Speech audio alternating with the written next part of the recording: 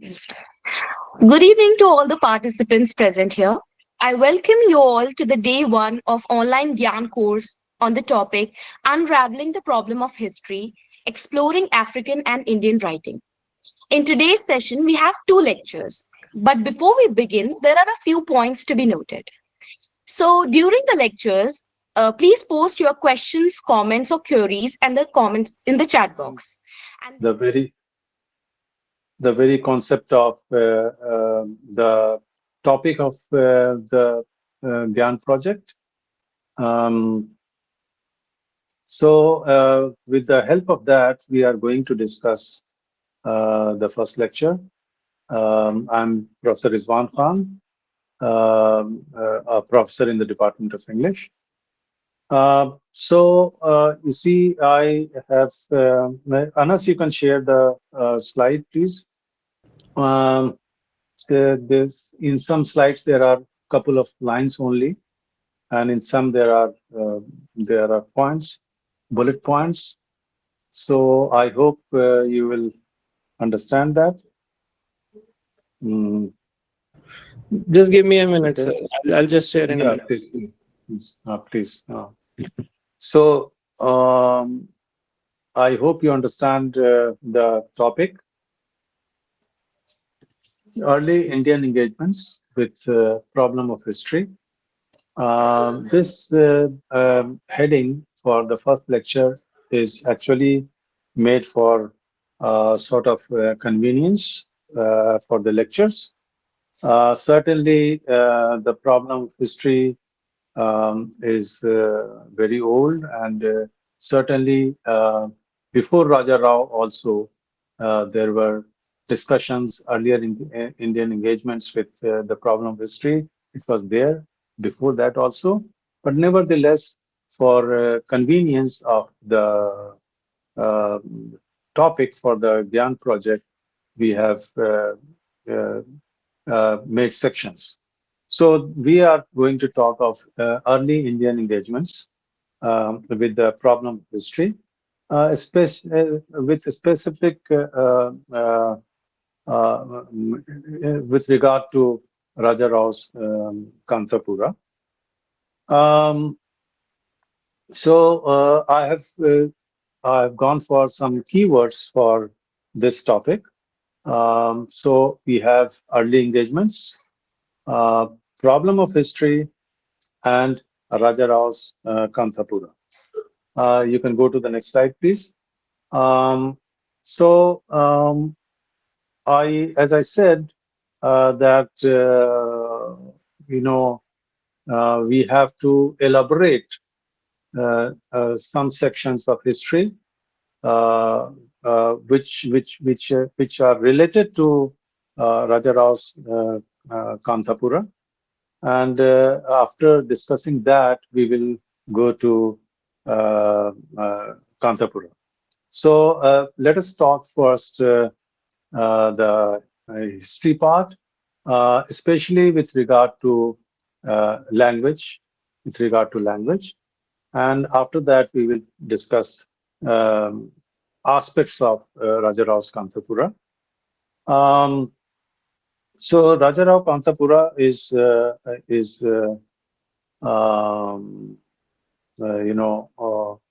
a deviation. It is a well-established fact that Kantapura is a deviation in language, form, structure, and style. Um, so, uh, um, so that's the. So you need to understand. I hope you understand the meaning of deviation in language, and what is the meaning of deviation of form and structure and style. But nevertheless, I'm going to discuss all these aspects in a couple of minutes from now. So we can go to talk of British imperialism, and you can go to the next slide, please, Anas. We can also think of I will be mainly discussing these aspects with regard to origin and expansion of English language in India. That is a very important aspect because uh, this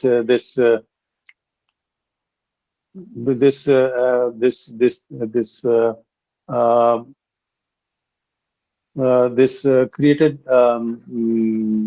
issues, especially British imperialism, with regard to British imperialism. So the three types of education, when the Britishers arrived in India, they witnessed three types of education in India. One was Aryan system of education, and the second was Dravidian system of education, and the third was Muslim system of education. And they had some common points. Number one point was that they were based on rote learning of sacred texts, religious texts, and so rote learning, you understand, and uh, there was education was not the state responsibility. That was a very important aspect of education system before the Britishers came.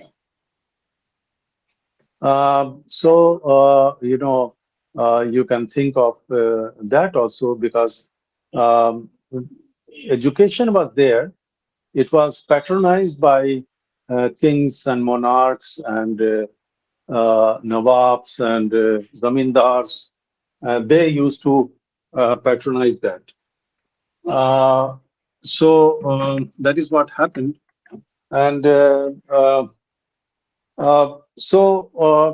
it was patronized. The same thing happened in Greece also in those days.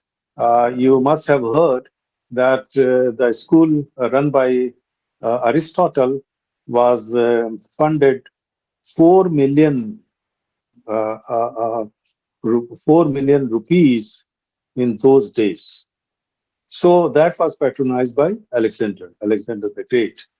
So that was the system in those days. Education was not the state responsibility. It was patronized by some big shots, some monarchs, some zamindars and all.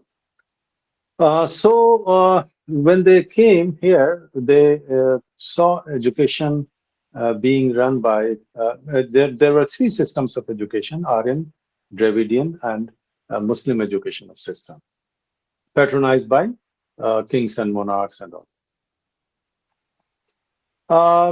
But when the British came, actually, when did they come? There is no specific date for that. But uh, they came in early 17th century, and that was the time they came as a trader. They came as a trader, and they established their trade, and later on they became imperial power. So first they came as a trader. So when they came in 17th century, there were uh, uh, you can there were in the 17th century there were more than 200 English schools in one century because to for education of children of soldiers and for educating the children of soldiers because by that time they were controlling some regions in India.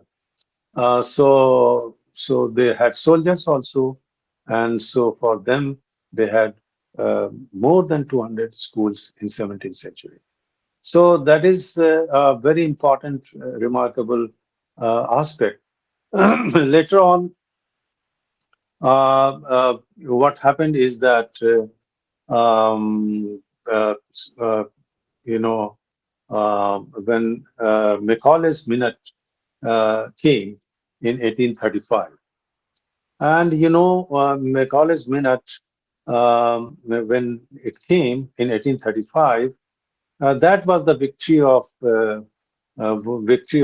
Occidentalists, not Orientalists, because at that very time there were among Britishers there were two groups, and one was Orientalists who favored education in Sanskrit, Persian, Arabic, and all Indian languages, and they encouraged content-wise also the Indian learning and Indian philosophy.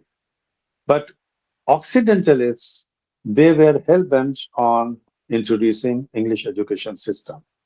So Macaulay was on an Occidentalist. And so Macaulay's Minutes came in 1835. And that was the time, 1835 means 19th century.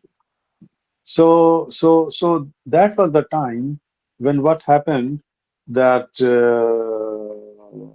it was an elite's minute because education was not for all.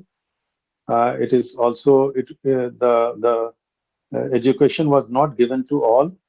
It was given to only to elites, and English education system was expanded with the help of three agencies.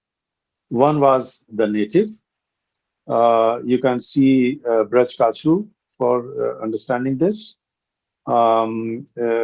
So natives initiative, Indian natives initiatives, because um, there were um, you have heard of, for example, Raja Ram Mohan Rai. When Sanskrit College was being established in Calcutta, he opposed that.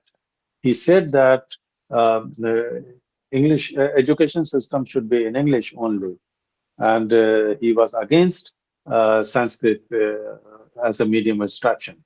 So that was he was against, and likewise Tagore. Tagore was also in favor of English language. Here I would like to inform the participants that Sir Syed Ahmad Khan was also a contemporary in the same century, and he also established a school, uh, Mohammedan Anglo-Oriental College.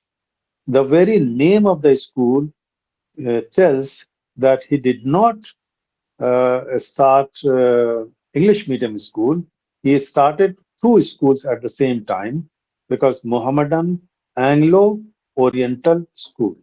So one stream was in English medium and the other stream was Persian-Arabic, Urdu, you can say. So that was, so that way Sir Syed Ahmad Khan retained the classical languages. And, later on that became Aligarh Muslim University in 1920. So that was a very relevant point that where Sir Syed Ahmad Khan, uh, he did not, surrender the Oriental learning to the Occident's learning. So that was a very important point, and that can be further explored, and we can do research on that. That what exactly happened. So the first initiative was the Natives Initiative, and after that there was another. The second group was missionaries, the Missionaries Initiative. Missionaries were there for a long time, and they were there, and they had established schools, and they were talking with regard to They were handling religion with regard to conversion, and that was a very important aspect of which helped English for expansion, which helped English for expansion. So these were there. So Macaulay's Minute in 1835 did not come out of the blue. It had a background because some natives and the missionaries, and there were Occidentalists opposed to Orientalists. So they were at the back of Macaulay's Minute of 1835. And all of you know that what was the contention of Macaulay's Minute? That you can be Indian in blood, but British, but English in taste, but English in taste. There is a long speech related to this, which Macaulay himself has written, and I'm sure you are reminded of that. So these three contributed in establishing English education system with the help of Macaulay's Minute in 1835. So number one, this Macaulay's Minute was not for all, not for all. It had a filtration theory, and it was for elites. Number two, with the emergence of Macaulay's Minute, what happened is that education became the state responsibility. Education became the state responsibility, and that is a remarkable contribution of the British to make education the state responsibility. And you understand, like later on, recently, right to education was there. This would not have been there if education was not the state responsibility. So right to education is a part of, is a continuation of that aspect of policy. So what exactly Macaulay did, that he changed, there were various points in that minutes, but the two important things that Macaulay did, and that changed the very heart and soul of English education. So what happened? They changed the medium of instruction. So no more use of Sanskrit or Persian or Arabic or like that. They were totally against that. They changed the medium of instruction. They said, now onwards, English is the medium of instruction. Finished. And that is so massive that you cannot imagine. You know, they put 700 marks for ICS entrance test, ICS competitive exams. 700 marks. Do you think any Indian could have achieved 700 marks? No. So they thought that they designed the course in such way that at top level, all of them will be Britishers, and the followers will be Indians. Like in the police, they were Indians, but the bosses were officers were the Britishers. So that was the policy because of which. You know, so it was so massive. This was number two. And another point that was very important in that time, they changed the content of education also. So medium of education and content of education. So when they changed content of education, so Indian philosophy and sciences was was finished, was replaced by Western philosophy and sciences. Western philosophy and sciences. So the changed medium instruction and content of education. That's it. And that changed the whole scenario of education system in India. And at the same time, there were natives, missionaries, Orientalists who came forward to further expand the Macaulay's Minute of 1835.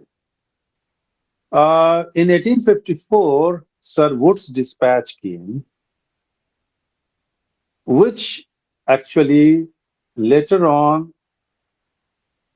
education was made for everybody, for everybody. That was not for Macaulay's, it was only for elites. Later policies said education for all. So this is how the policies came, and in pre-independence phase and in post-independence phase, series of policies came and they talked of. But uh, the main aspect, introduction of English education system was started with Macaulay's Minute of 1835. So this was a very important phase of education system in India. Because why I'm talking of this historical part of language related to English language, because in the preface of Kanthapura, Raja Rao writes about the language, what type of English language he would like to promote, what language he is comfortable in. So this is what he has discussed in the preface of Kanthapura. So that is why I am talking of the background of English, origin and expansion of English. So what happened that another point was also two more points were very important. With the emergence of these policies, the three universities were established. Three universities were established: Calcutta, Madras, and Mumbai. And later on, Delhi University, Allahabad University, and then BHU, and then AMU. So like that, we went ahead with establishment of universities. Now, what is the meaning of this establishment of university? This was, and the medium instruction there was English in all these universities. So establishing the university means there are departments, there are faculties, there are departments, and and if there are departments, that means English became an academic subject. So in 19th century, actually it's before that, but with the seal of approval by Macaulay, we can talk of establishment of establishment of English as an academic subject. So that was very important. Here, I would like to talk of that what was happening in England, for example. In England, in 18th century, in 19th century, they started English in polytechnics only. It was not in the university. But so that way, if you compare India and UK with regard to English literature and English department, we actually are at par with England. We started English as an academic subject You can say along with England or before that. So that is the contribution of English education system, which was started by Macaulay's Minute. So English was started as an academic subject in India, and believe it or not, it was not very far, not very distant in time, because in when we talk of history, 50 years is nothing, or 100 years is nothing. So that way, English became an academic subject in India, and it had a reputation, it had a prestige in English in India. But English in England did not have that prestige. The prestige was attached to French and Latin, not to English. Nevertheless, there were poets and dramatists. You can see the whole of Elizabethan age. It's full of drama and poetry and all. And all through, you can think of history of English language, English literature, which is full of texts, and they were you know. But keep it in mind that when Macaulay changed the content of education, when he shifted to Western learning and Western science, at that time they needed some book, what to be taught. So at that very time, they had literature. They had literature. Their grammar was based on Latin.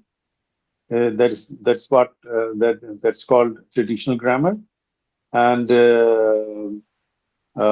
so you understand me. So they introduced literature for what? For teaching language. For teaching language. So so what happened, that literature was used for language teaching. Take it from me, because they were imperialists, they were Orientalists, they were Occidentalists. So they did not introduce English for enlightenment of Indian natives, because we are colonies. This thing um, for any enlightenment. Literature was not used for that. Literature was used for learning language. And when they learn language, so that was also not considered properly, because there was some language varieties, some varieties of English emerged with education system, but they did not get any respectable names. They were called Chi English, Babu English, and in Australia they called it transplanted English. So what I'm saying, that you have to understand that that was the time when Indians started learning English, and they attached the name to their profession. For example, they said kitchen English, Babu English. So that was a part of their profession, because they were in the households. So English language which was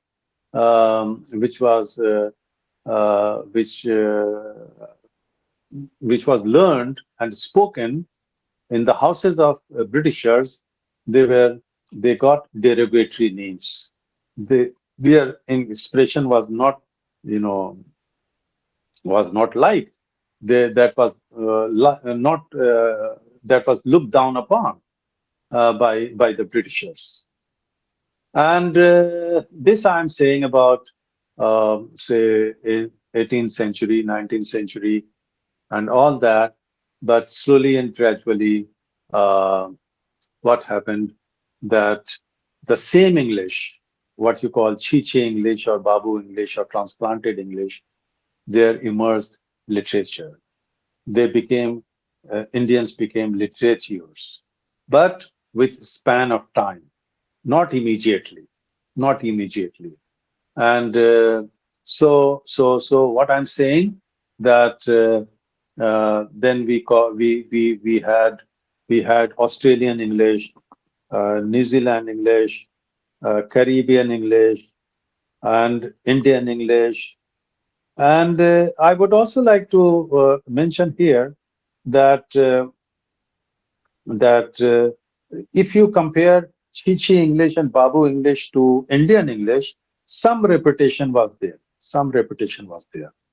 Uh, their status was improved upon, and some this so some of them started writing literature. I'm sure you, if you have read some books on Indian English uh, written in the early phase, that was actually those poets and authors, including novelists and short story writers, they mimicked Britishers. They mimicked Britishers. For example, somebody was talking to me and he said that Sarojini Naidu, for example, she mimicked romantics, and they so the whole flora and fauna, everything was British. Slowly and gradually, they started talking of people tree and kadam and palanquin bearer and all that. So slowly and gradually, they discussed they discussed um, Indian flora and fauna and background. So what I'm saying that so the that was the phase when English was. So this is how Indian English emerged. And so in the beginning, it was termed as Anglo-Indian English, Anglo-Indian literature. Then it was people objected to that, and then it became Indo-Anglian literature. Then it became Commonwealth literature. When it became Commonwealth literature, that talks of all the colonies of Britain. For example, Canada, Australia, New Zealand, Bangladesh, Pakistan, Nepal, all, all poets and novelists from there. That was that was included there. Um, so that's what happened. But still, people had objection on the nomenclature of English literature, of Commonwealth literature. Why Commonwealth? English is English, and all English are the same. But that was the time of standardization of anything. That was the time of standardization. You know, the phase of modernism when everything was had the standards. You must have heard of the standard of a gentleman. If you are wearing dhoti and kurta, you are not a gentleman, and for that you have to be you have to wear um, something, something respectable. For example, suit, pant, shirt, tie, and then you are a gentleman. So that was the time when everything was defined who is a, I mean, they give standards for anything and everything. So that was the time. So in English, they standardized RP, received pronunciation, received pronunciation. So what is this received pronunciation?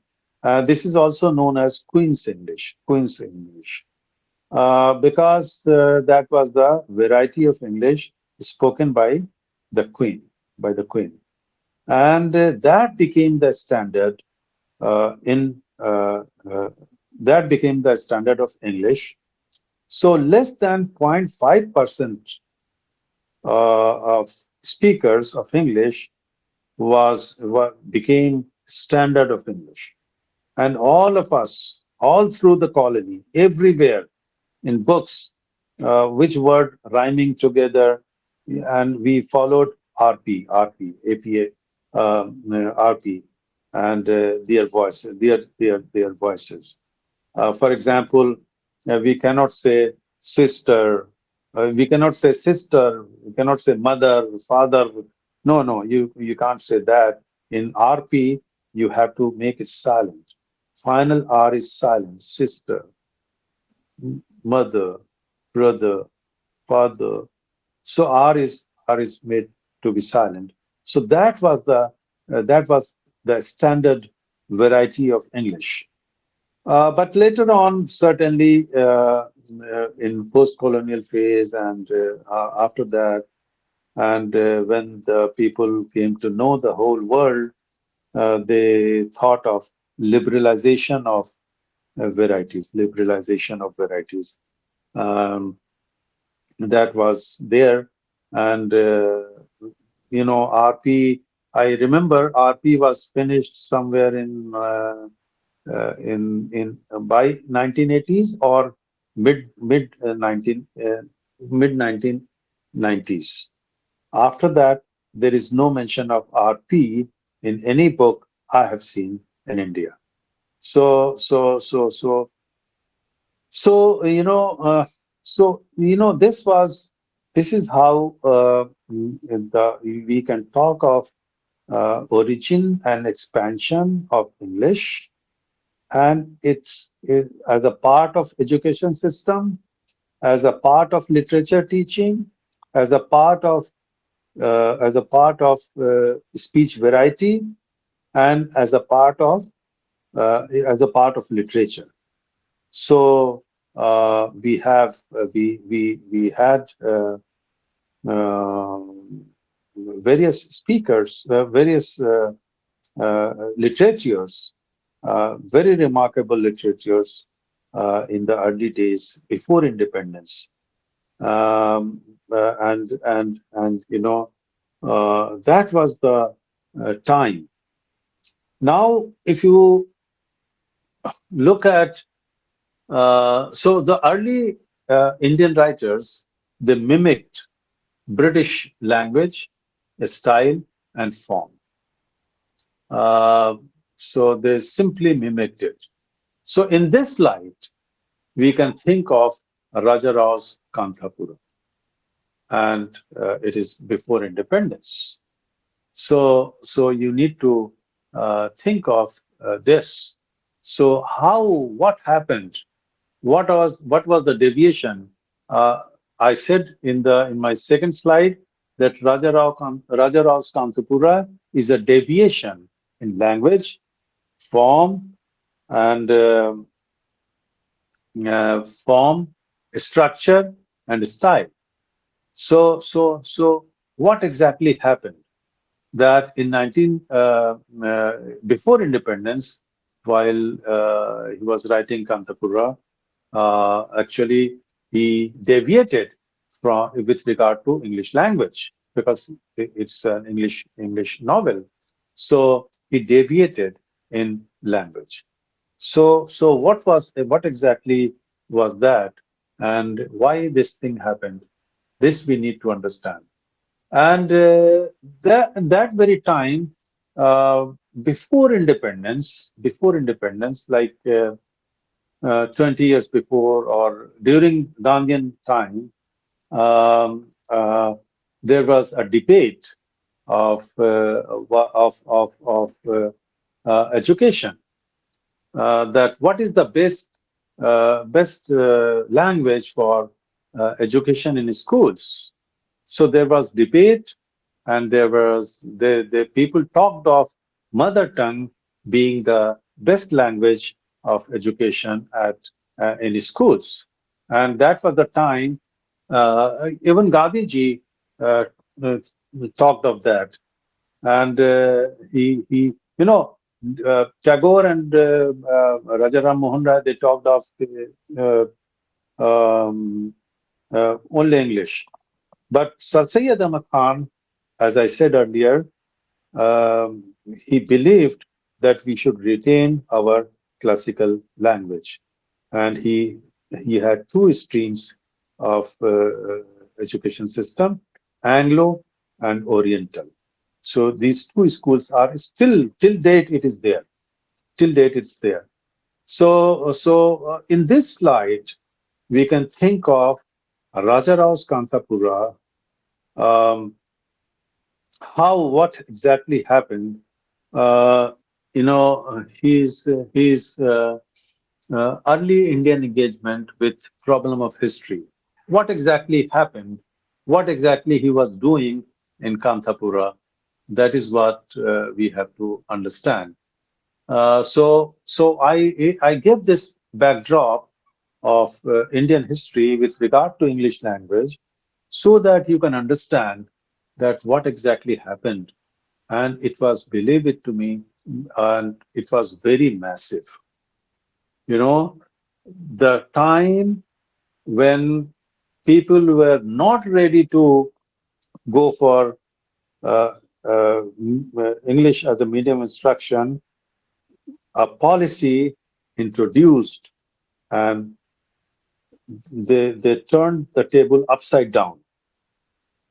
So no Oriental learning and philosophy, no Urdu, Hindi, Sanskrit, Arabic, Persian.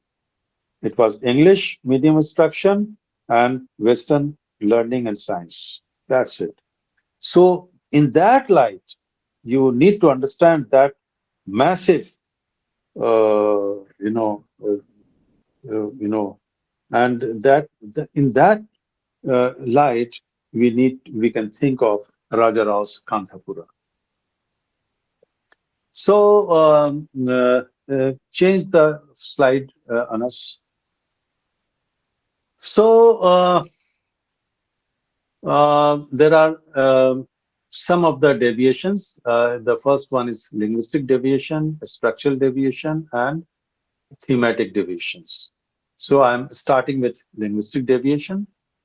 So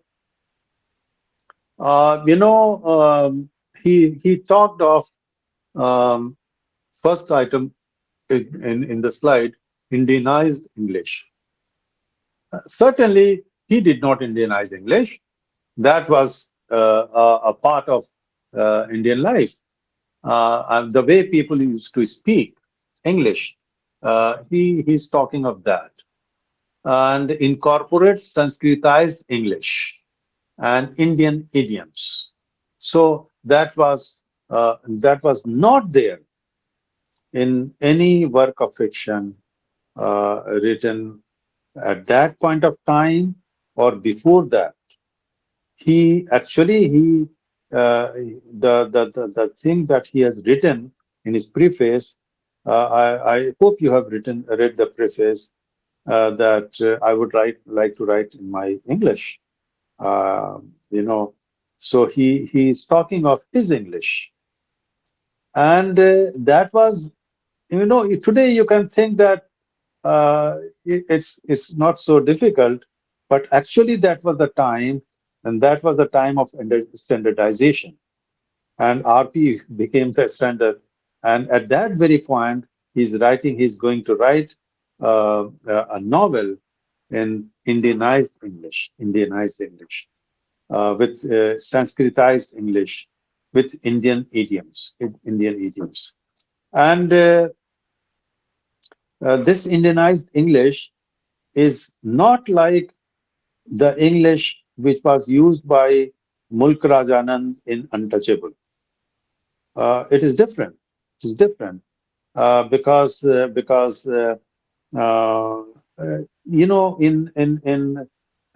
in Mulk Rajanand's, you can feel it that forcefully it has been translated because the abuses have been translated into English. So that is not so effective as the Indian English that Raja Rao has used. So that was very important. And so the use of English in that very time before independence, and it's a real deviation. The second aspect is orality. He is the way the story is presented in Kantapura. It resembles oral tradition. It resembles oral tradition. He is not the narrator in that. So he says that I'm going to tell you a story. So it's like was storytelling. It's like a storytelling. So he mimics oral storytelling traditions, especially through the voice of Achaka, um, a lady. Uh, so the storytelling it reflects upon the oral tradition, orality. It refers to orality. Um, Non-standard syntax. We often say that the poets and literatures, they are free to write anything. I remember um, in Door Beach, perhaps, where he there is a line where he violates the syntax. For example, neither is used with nor, one neither, one nor.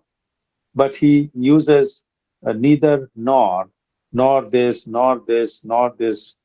Huh? So that is, that freedom is limited in Dover Beach. But here, the whole Kantapura is it's not good to call it non-standard, but it is a deviation. It is, I mean, if we called it non-standard according to Britishers, but we should not call it non-standard. It is um, actually it is you know um, it's a deviation. So the structure was inspired by Indian vernacular languages, particularly Kannada, particularly Kannada.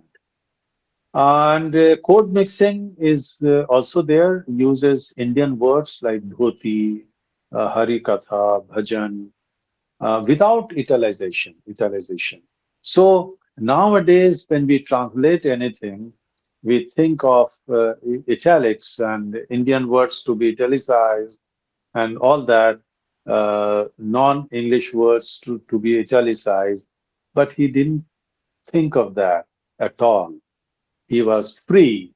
He was freely deviation. He was going for deviation, in a very free manner, in very free manner.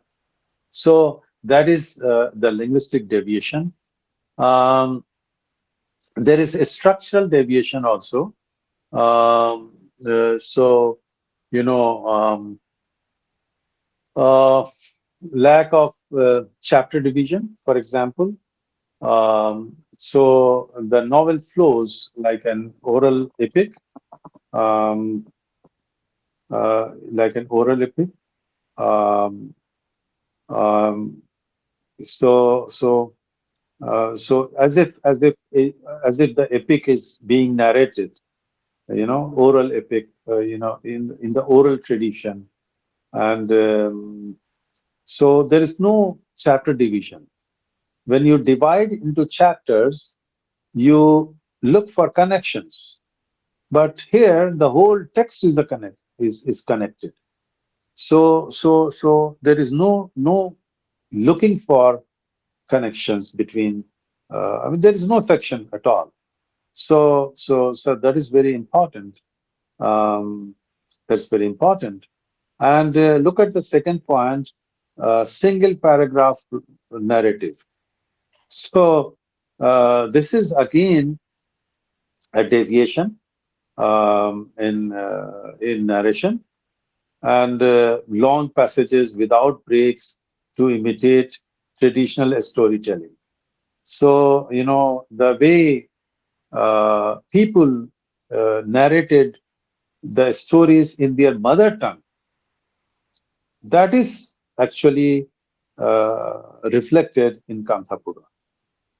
So long passages without break to imitate traditional storytelling. So that was a very important aspect, and actually it is very interesting also that a person who writes in the preface that I will write in my English. That means he's deviating from standard English. He's not following standard rules, and he goes on for such types of series of deviations. Now the third point is cyclical time. So uh, uh, he moves between past and present and mythological time and rejecting linear narration. So linear narration was the convention in those days, and this past and present thing was there in for example in Virginia Woolf and all and James Joyce, but other than that, you can go back in the history of English literature. It's not there in Dickens, for example, in Conrad, for example, in Hardy, for example. So he deviates from them. So that is a very important aspect of uh, handling the time. So he moves between past and present and mythological time. So that's a very important aspect of this thing. Um, See, there is a very important aspect of thematic deviation because he talks of myth and history. The uh, the freedom struggle is blended with Hindu mythology. Is blended with Hindu mythology. So, for example, there is a narration of Gandhi. So he's portrayed as if as a as if he's talking of mythology, Hindu mythology, and so that is a very interesting aspect. And the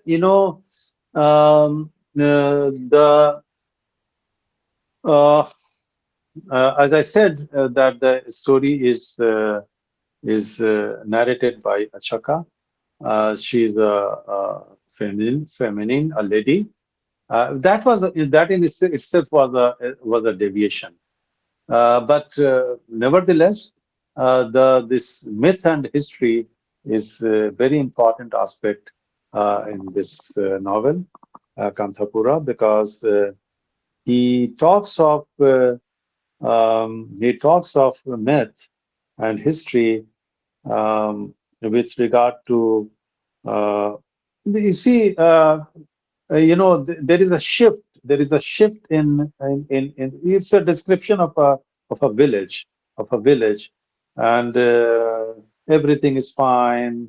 People are living their life in a normal way, everybody was happy and no issues. I mean, that type of normal village life was there. But in the meantime, there is a reference to Gandhi and his initiatives and what is his name? He was arrested. So when he was arrested, then the village got disturbed. So this in itself, is something very important because then they realized that the Britishers are against them. So that was very important, and so uh, it's a very important aspect. I will further speak on this in a couple of minutes. Um, Collective consciousness focuses on village unity rather than individual heroism.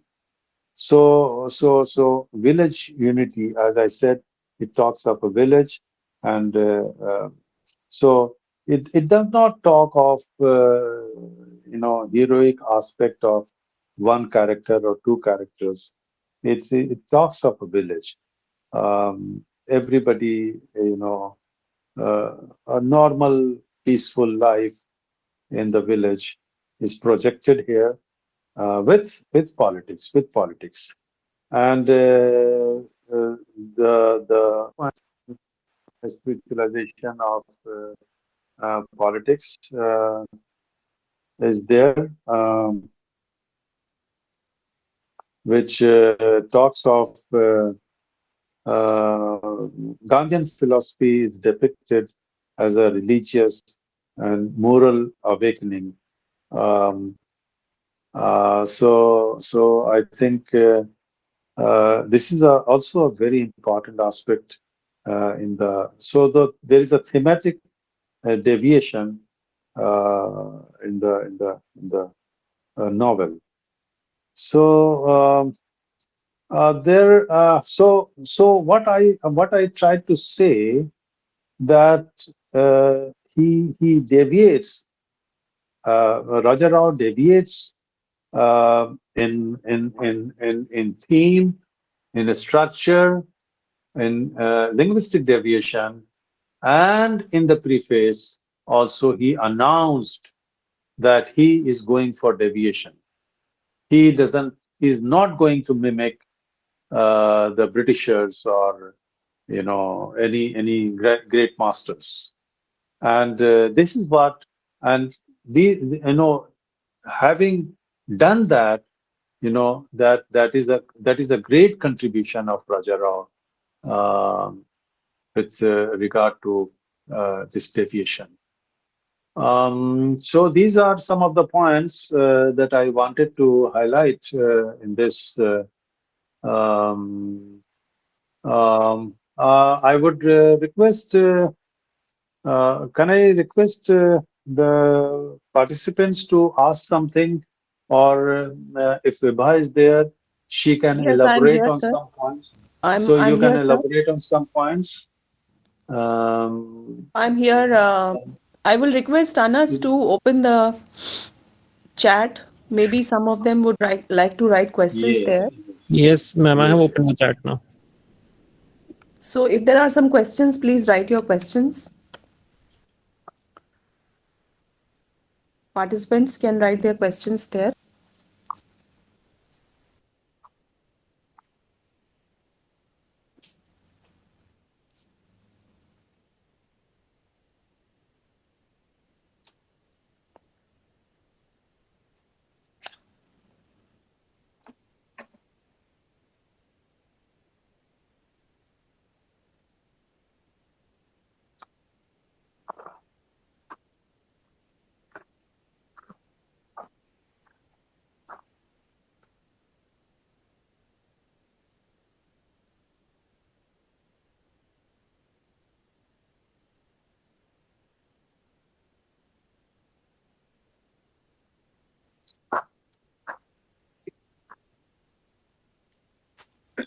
let me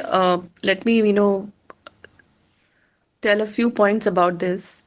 See, the configuration of this lecture is important in the sense that the background to Raja Rao's discussion, Raja Rao's novel, make a very foundational intervention into Indian English literature and Indian English fiction. Now, Raja Rao was writing in a scenario, and he was himself a product of uh, various systems of education, as has been pointed out in the discussion by Professor Anand. So his madrasa system, Gurukul system, of these different systems of education were training the Indians at that time. So, for example, Raj has a connection with Aligarh Muslim University. In that, he studied in one of the schools at Aligarh Muslim University, and then he went on to study in Nizam College, Hyderabad, and there also he studied Persian and other languages, Sanskrit, Persian, along with his mother tongue, and later on English, and he also studied French. Now, what you see here is that what is the formation of the early Indian writers, what goes in their making as far as their linguistic mindset, linguistic makeup is concerned. This is the reason that when Raja Rao introduces his text, Kantapura, he talks to the readers in a very eloquent fashion, and he talks about one very important aspect, that we cannot write like Indians, we should not, and we cannot write like British, and we should not. And we have to develop a variety of English which is somewhere in between. Now, this relationship with English, this negotiation with English as some kind of center, centering it at somewhere distanced from Indianness and also from Britishness, that makes us value the history. Literature of India, which is written in various languages along with English language, cannot be understood if we ignore the association of our authors with English in the recent past. And when I say recent past, I mean at least 70 years and 100 years.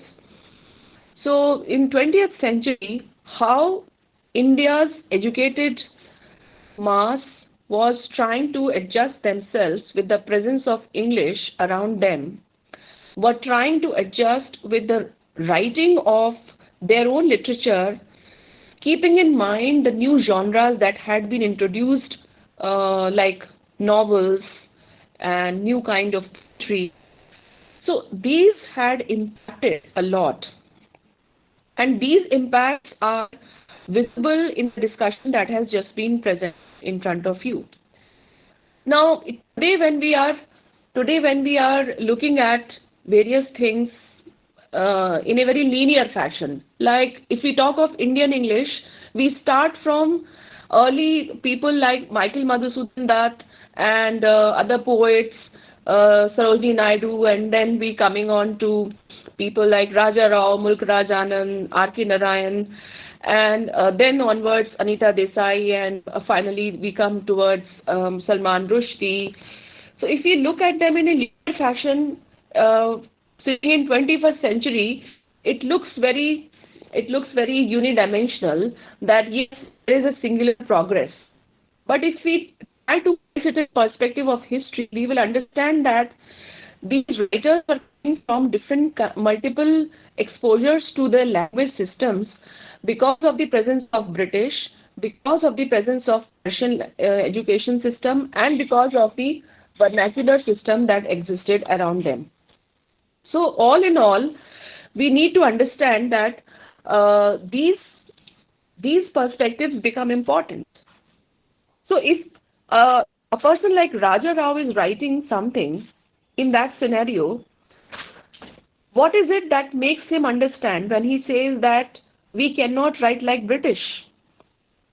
So is writing novel a kind of making of literary history? That is the question.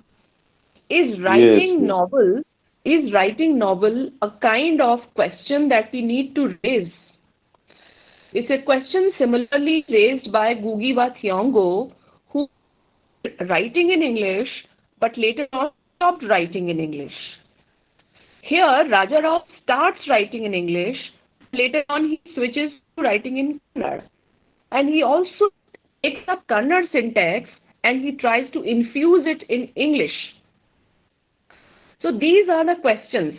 So this discussion today is to problematize the entire scenario of our understanding. The discussion that we are having right now is not to give us answers. It is to problematize the entire landscape of literariness, historicity, history in literature, and literature in history. So my request to the participants is that try to understand the meanings of these questions. That what is the entire education system of India's past, that is last 200 years, done to writing of English literature in India? Can we understand our literature in isolation from the way it was being taught? The idea of literature being a discipline is also some kind of colonial out that colony like India has produced.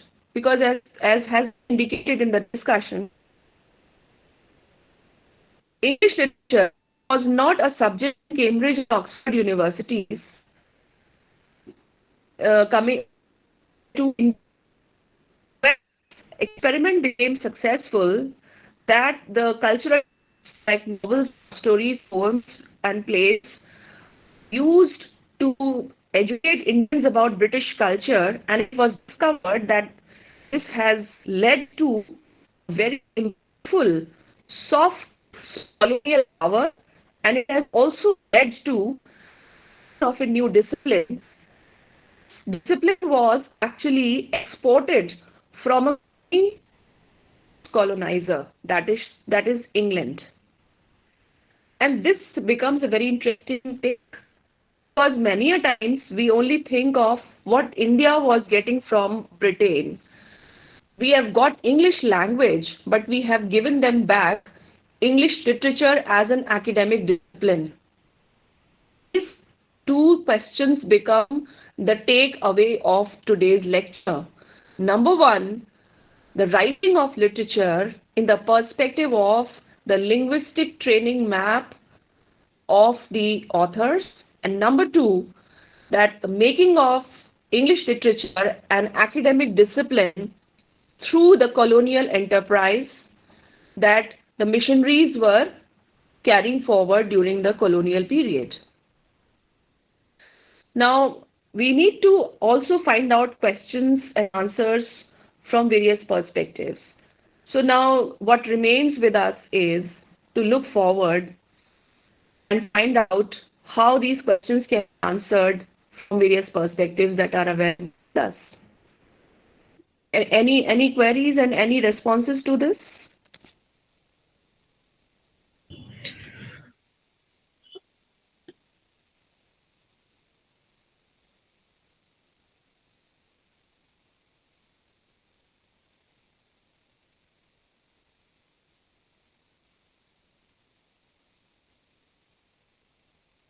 Anas, there is no question.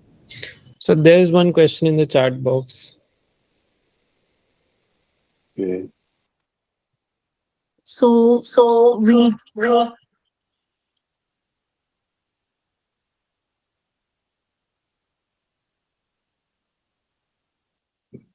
so I'll just read out the question in the chat box. So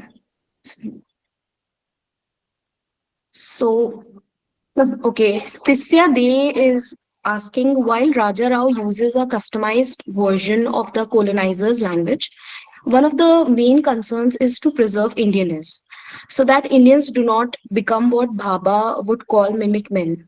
If Sir could elaborate or share his take on this. Sir, if you would like to respond. Mm.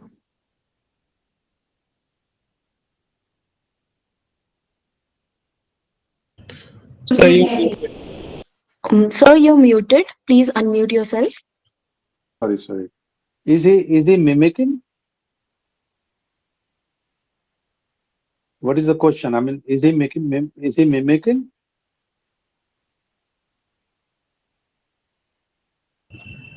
Yes, sir. Yes, sir. While Raja Rao uses, just a moment, while Raja Rao uses a customized version of the colonizer's language, one of his main concerns was to preserve Indianness, so that Indians do not become what Bhabha would call mimic men. So, if Sir could elaborate or share his take on this. So, this is So like, see, yeah, I got it. I got it. Thank you. See,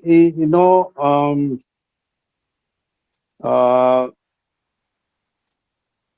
especially with regard to Kanthapura, that since he has written against the established, the standardized form of English, he says in the preface that he is not going to mimic the Britishers.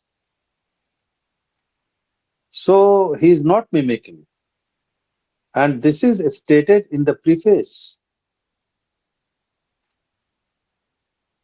So, I don't think that he's mimicking.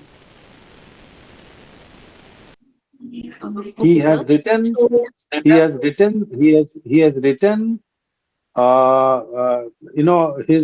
his language is an anglicization of Kannada.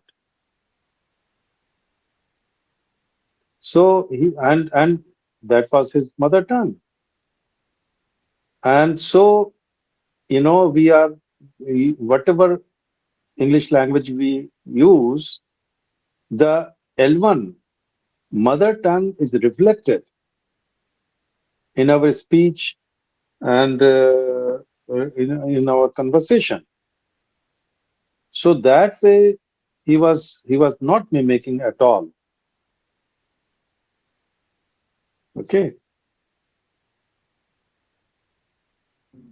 And so and I secondly, it's very important point that there was a time when English was opposed as a foreign language. But slowly and gradually, we considered English as Indian language. So that is, I mean, that is also very important because in the beginning, people said that, see, the Constitution of India says that Hindi will be the official language for 15 years. So again in 1965, after 15 years, in 1967, the Constitution redefines the status of official language. And there,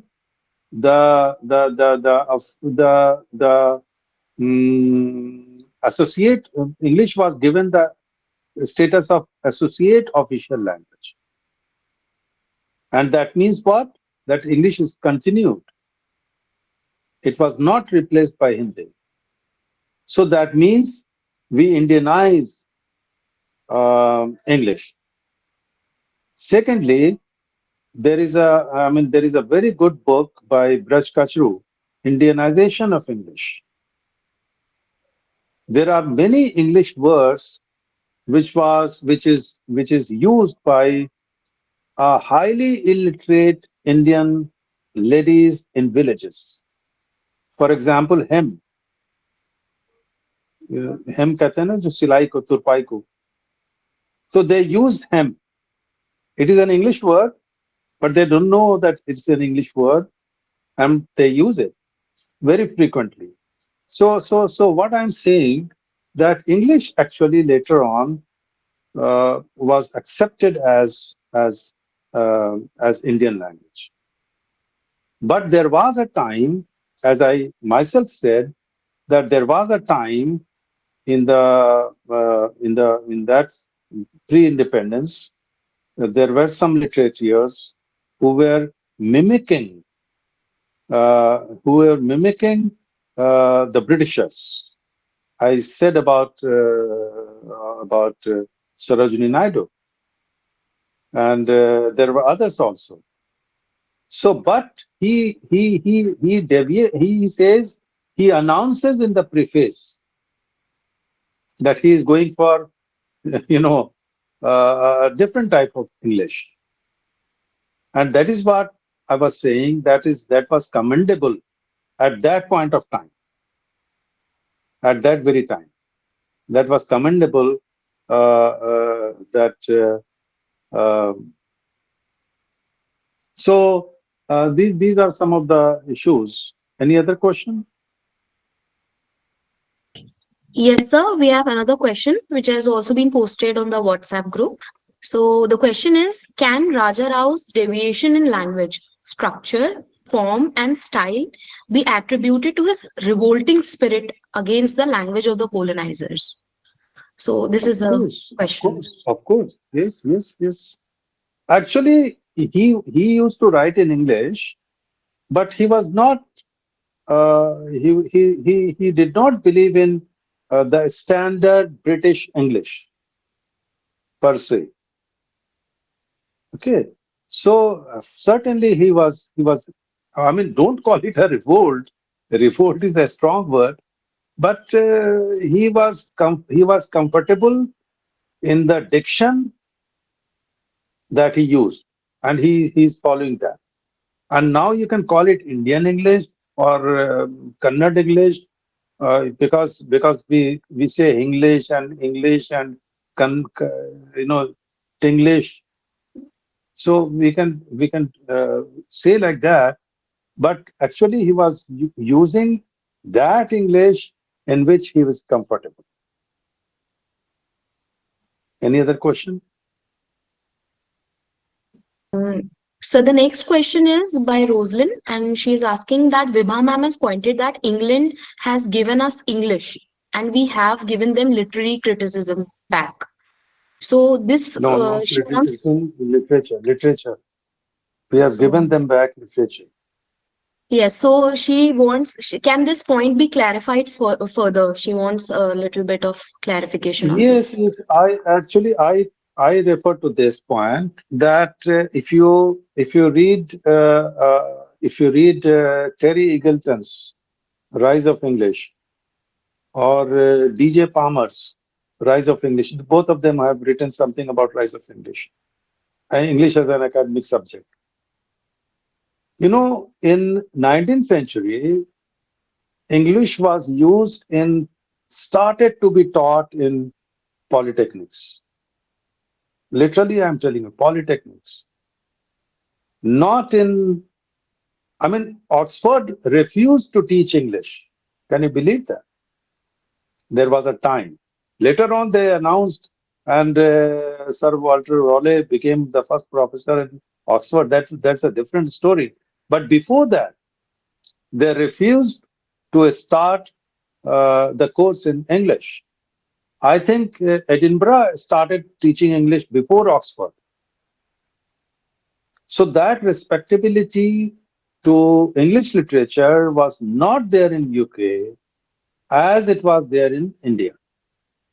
Because I said that when they established universities, three universities, after that where they had departments, and in the departments they were teaching language, they were teaching literature for language teaching. Keep it in mind. That point of time, I will not believe that they were teaching literature for enlightenment. They were teaching literature as a content of English syllabus for improving English language.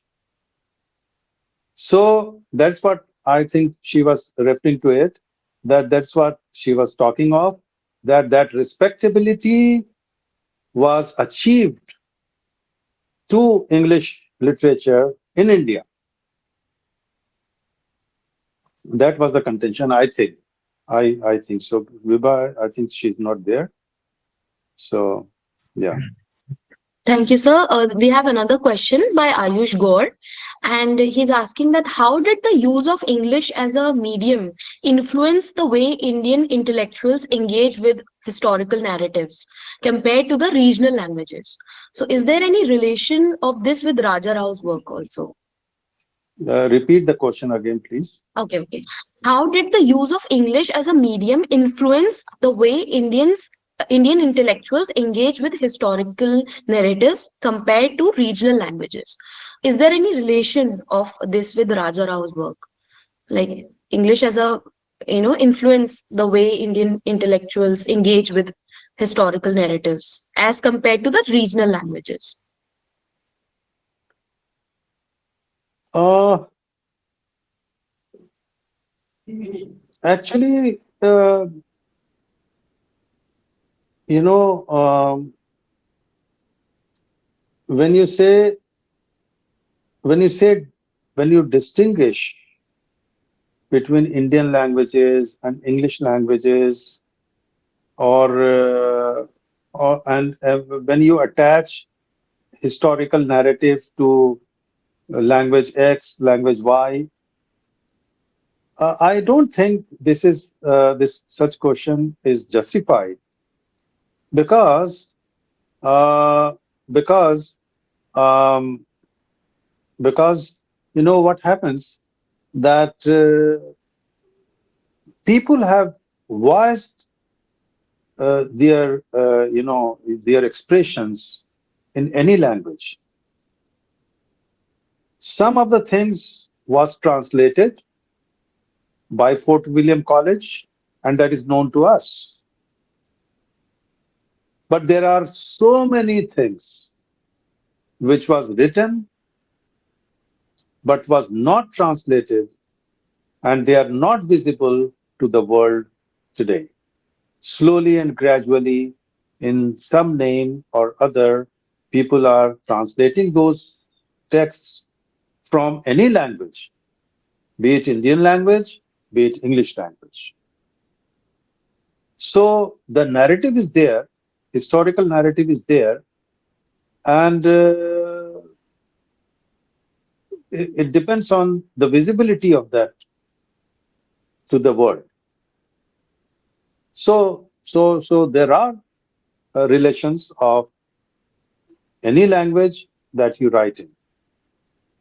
You write, I mean, you can call it Raja Rao narratives, Raja Rao's narrative, or anybody's narrative.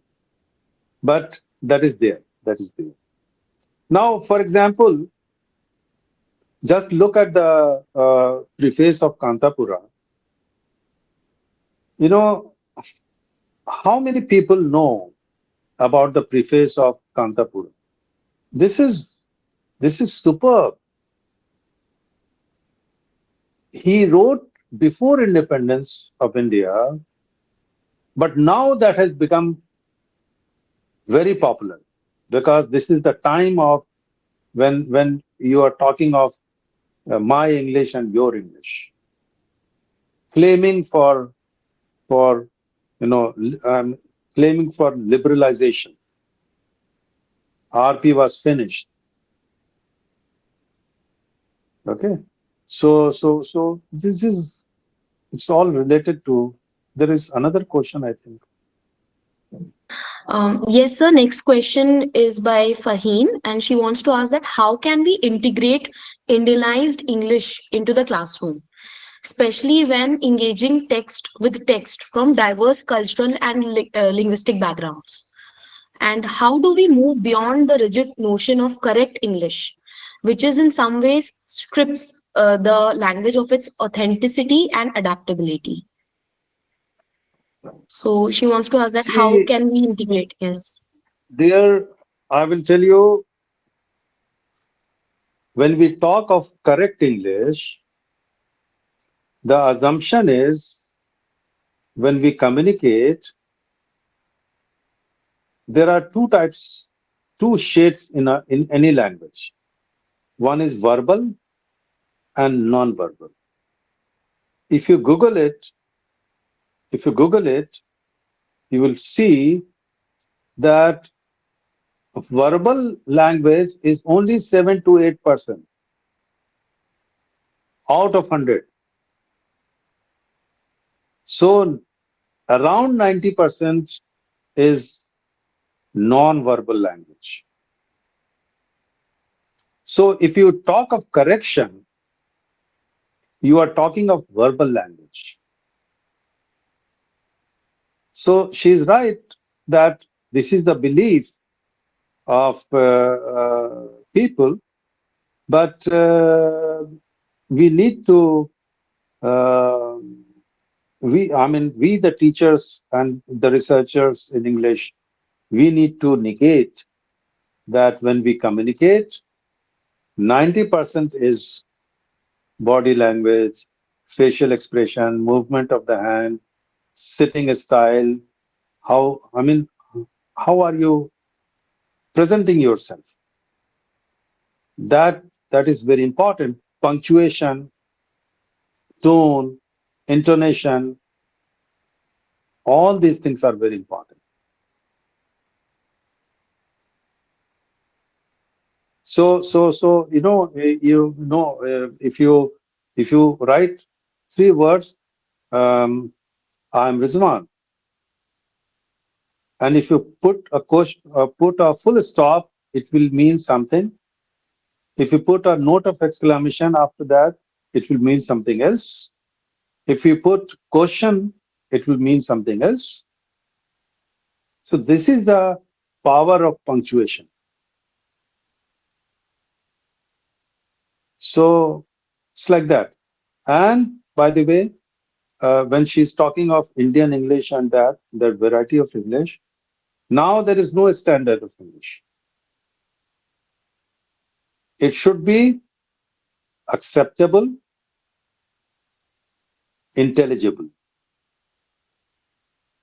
People should understand you, understand it should be intelligible, it should be acceptable. That is the crux of any language, of any language. I hope I could explain it to you. Yes, sir. We have been taught in our classes that the concept of intelligibility and acceptability is now there's nothing such as native English. So now Yes. we'll move on to the next question by Faizan Ali, and he wants to ask that, sir, since Mulkraj Anand retained caste names, depicted contemporary political ideologies, and used Hindi words and altered English spellings. So why wasn't untouchable considered the first deviation in the Indianization of English? Uh, Actually, it's not like that. It's not, we are not saying something is first or something is second or something is last.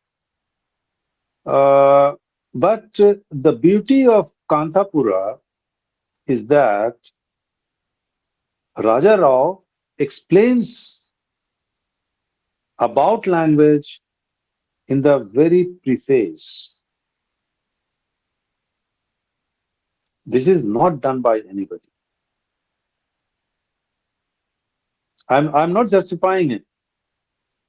I mean, you can think of that on the basis of any other justification, but I'm not justifying that this is the first one or this is the second one. Okay, so that is very important, and there is another aspect that that the language used by Mulk Rajanand is not so effective, is not so effective because you can feel some effort in the translation, in the language, because untouchable is based in this part of India, this area, Western UP type. So you can. I mean, I don't know. It's up to the reader to feel it or not. But this what is my understanding.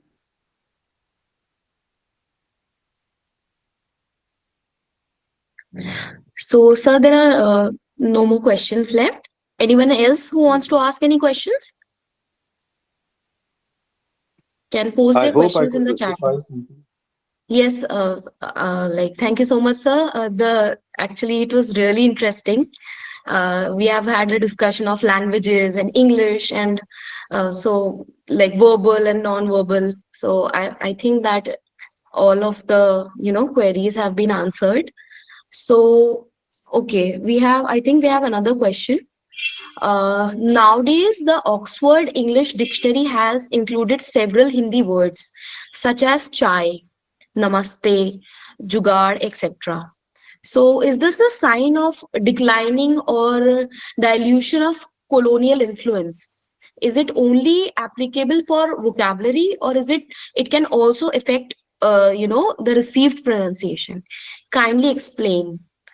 So, this is another question. See, we are we should not think in terms of revolting, agitating, that type of thing. Or, for example, she's declining of the expression of vocabulary.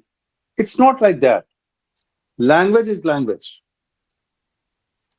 It changes its color.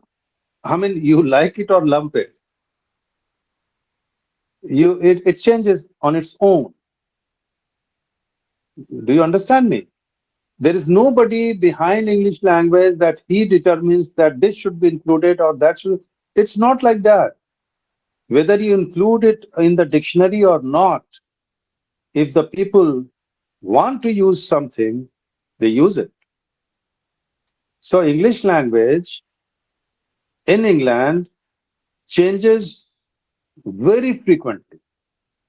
If you go to England in 6 months' time, you will see some latest phrases which is not there in the dictionary.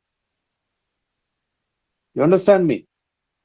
So that is the contention. So it is not a decline of. It's not the RP is not there anymore. It is just the it's just the language that is there. I hope I can explain it. Should I speak more? So this was the question by Mrinalini. Do you need any more explanation regarding this? Mrinalini Singh? And she's typing something, sir. Okay. So if anyone else wants to ask something, they can post in the chat box. Sadia Khan spoke some. She wrote something. Sir, yes, sir, that question we have already dealt with. Oh, no. Okay, sir. So she says that, no, sir, thank you for your explanation. So Okay. that's it. So I Okay, think we have so come to the end of this discussion now. So shall we conclude it? yes, as you wish. Okay, sir. Okay, so thank you so much, sir. Okay. It was indeed a very interesting discussion that we have had, and I'm sure that all the participants, they have had a very great learning session. And now we are going to take a short 15-minute break, and we will continue with our next lecture, which will be taken by Professor Stefan Helgeson at 8:30. So we'll resume at 8:30. All right. Thank you so much. So I will leave. I should leave, huh? No, no, Red sir, no. button. Oh, sorry, if you like. Sir, I'll just. Oh, Okay. okay. So, thank you, everyone. I think already Sonia has pointed out. We will stop for a short break, maybe for some tea and snacks, and we can regather at 8:30. Yes, so we'll be meeting at 8:30 sharp. All right. Thank you. Thank you, everyone.